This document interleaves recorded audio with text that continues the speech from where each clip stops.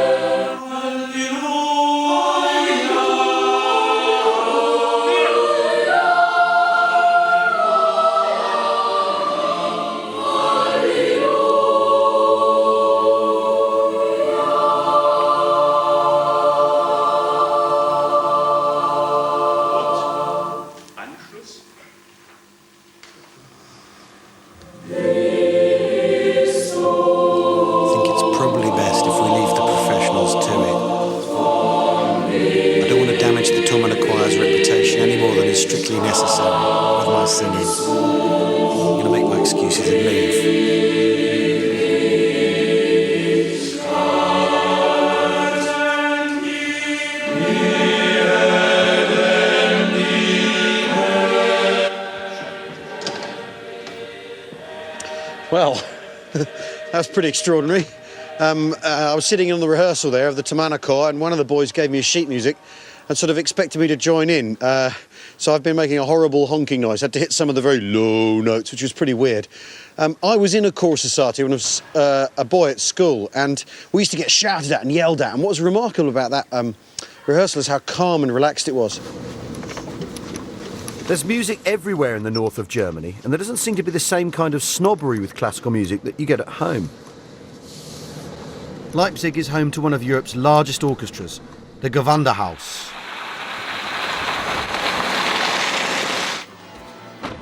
I thought the choir was something a little special. But what's coming up now is truly extraordinary. Tonight, the Gewandhaus Orchestra have invited me to their rehearsal of Beethoven's 7th Symphony.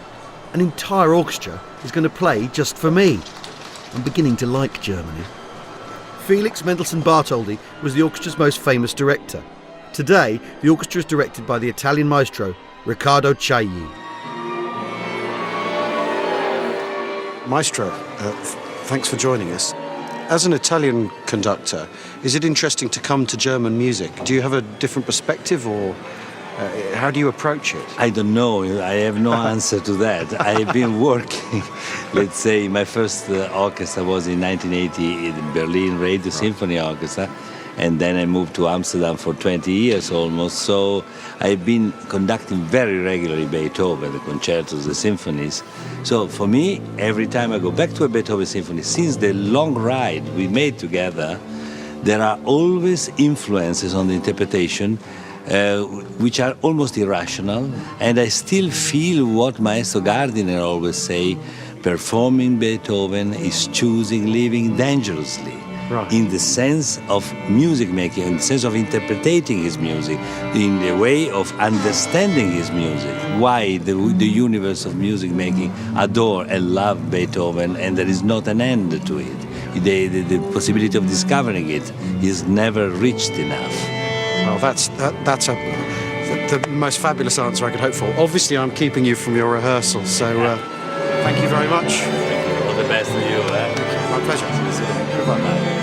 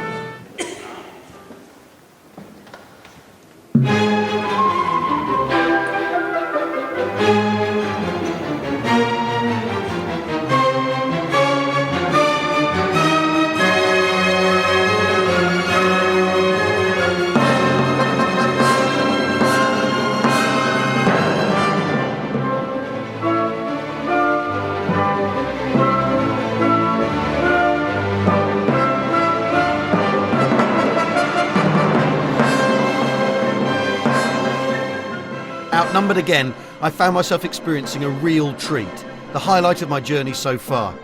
Oh, what a time to need to go to the toilet, but you can't choose when the cooler nature will strike. I mean, what do you do other than tiptoe out? I find that even Leipzig's pubs are celebrated in literature. This is the Auerbach cellar, featured in Goethe's Faust. This is Leipzig's most famous watering hole, the Auerbach Tavern. It was started in the 1520s by a proprietor who decided to sell booze on the sly to students, illegally. Now it's a beer cellar and quite a posh restaurant. It also features in Goethe's telling of the legend of Faust. Faust does a deal with the devil, Mephisto, and in order to tempt him, Mephisto does what every good devil should do and takes him down the pub to try and tempt him in the ways of booze and flesh. So I'm going to go and see if I can be tempted by the devil now, here.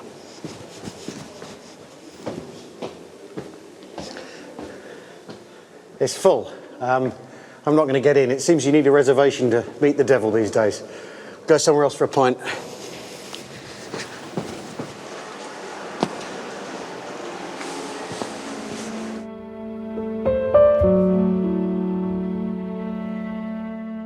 What links Goethe and Beethoven and all the artists from this period is patronage. Wealthy aristocrats, very, very rich people who are prepared to pay for art. There were no Arts Council grants or lottery funds back then. We're going to somewhere now that was made possible by one such patron, known as Father Franz. Father Franz. Yes, yet another Franz, you may be thinking. There are other German names, trust me. Well, I did say we'd be meeting a few. Anyway, he was in fact Prince Leopold III, Friedrich Franz of Dessau. He was an enlightened ruler who cared about the welfare of his state.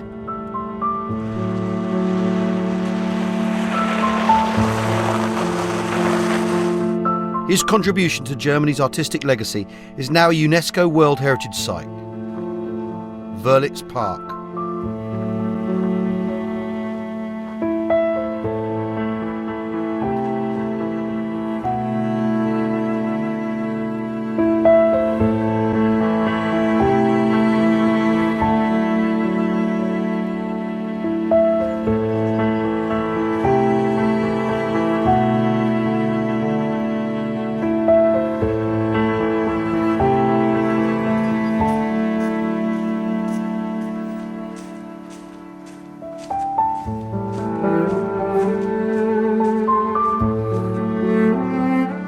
Wörlitz Park very much reminds me of Stowe. It's like a classic landscaped English garden.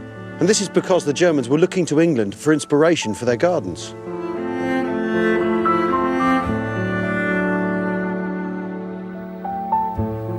Built after a cultural fact-finding mission to Britain, Wörlitz Park has everything an Enlightenment prince could possibly want. It literally goes as far as the eye can see.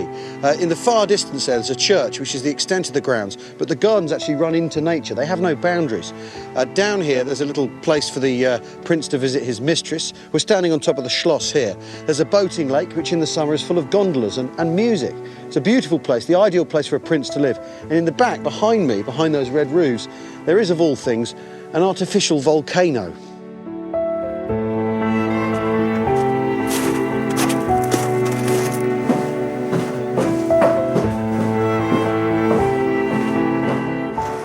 My visit to Wörlitz Park was a bit of an indulgence, but it is one of the first and largest English-styled parks in Germany, and an important stop on Leopold's garden route, which continues to Dessau.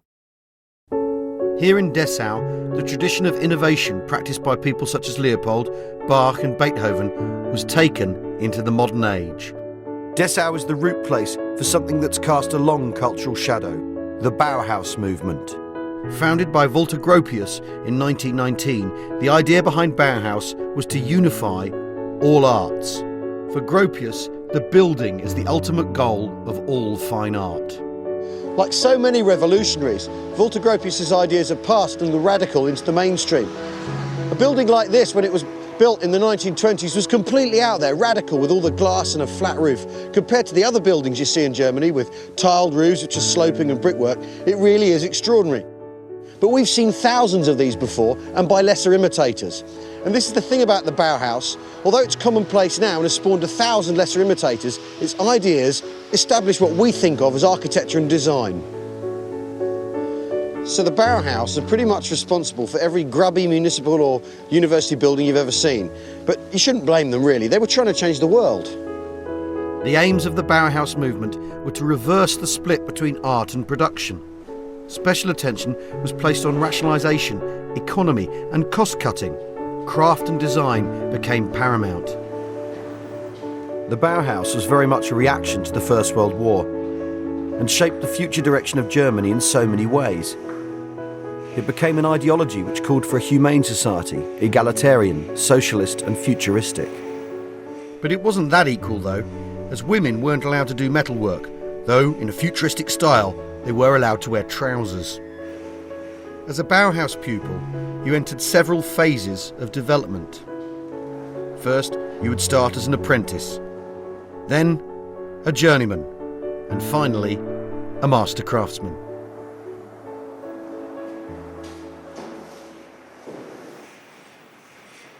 He didn't get everything right. In the process, Gropius invented the art student. So thanks for that, mate. As a teacher at the Bauhaus school, you were furnished with a special house which followed strict Bauhaus principles. These are the Bauhaus houses over here. Just pulling up alongside them. They're far more elegant than the communist architecture in Dessau. This is interesting, seeing as the Bauhaus movement was socialist in its origins. Seems they could get it right, but the communists couldn't.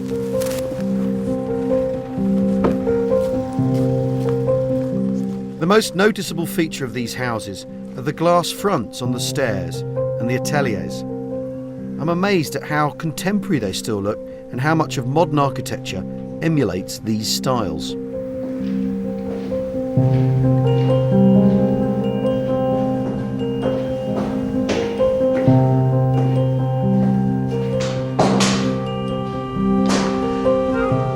These houses are museums now, but you get a very strong sense of the Bauhaus ethic of form and function combined. This rather small room is a kitchen. It's designed to be a kitchen and nothing else. But alongside the minimalism, there's luxury as well. These houses had hot water and central heating, which was a very big deal in the 1930s. But as Gropius himself said, today's luxuries are tomorrow's norms.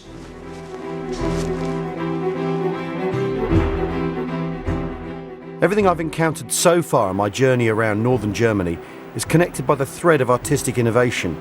Perhaps this stems from the fact that Germany is such a new nation.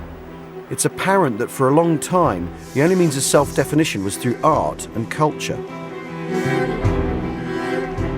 Being in the middle of everything, Germany was very much Europe's cultural leader, a microcosm of all the cultural movements which drifted across the continent. It was not only the Bauhaus movement that was conceived under the umbrella of politics. During this same turbulent post-war era, one artist would develop a theory that politics is as important, if not more important, than the art form which represents it. His name was Bertolt Brecht. And his centre for politics was Berlin.